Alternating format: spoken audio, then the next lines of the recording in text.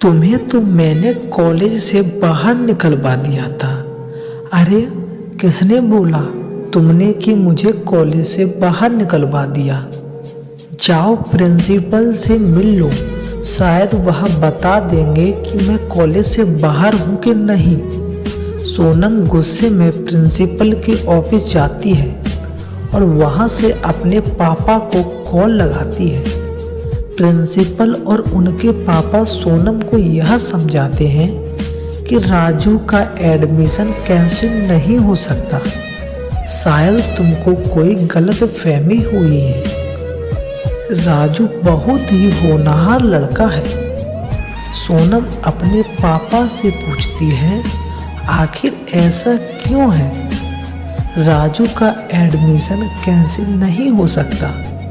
उनके पापा बताते हैं मैं कॉलेज का ट्रस्टी जरूर हूँ, पर उसके एडमिशन के लिए एजुकेशन मिनिस्टर ने कॉल किया था।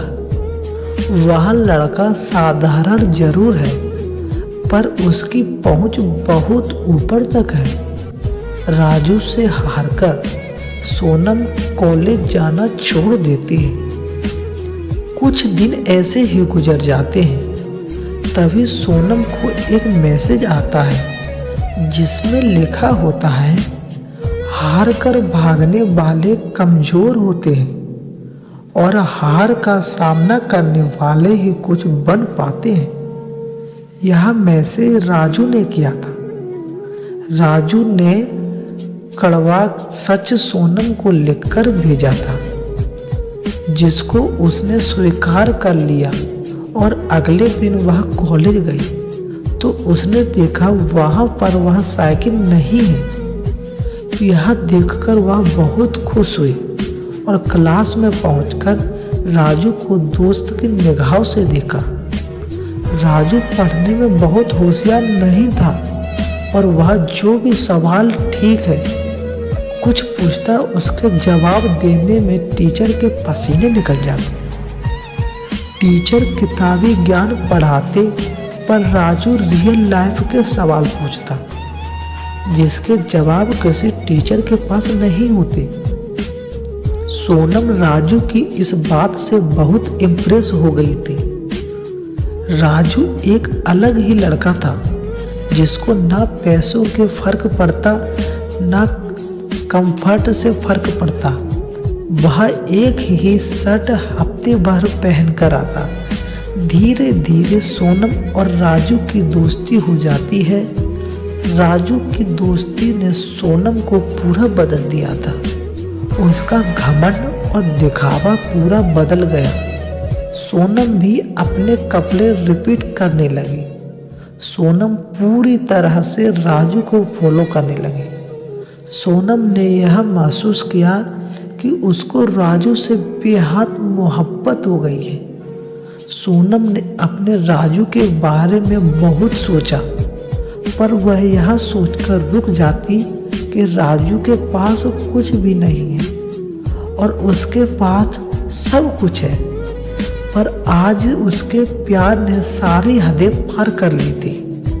सोनम ने राजू को पूरे कॉलेज के सामने प्रपोज कर लिया और अपने दिल की बात कही।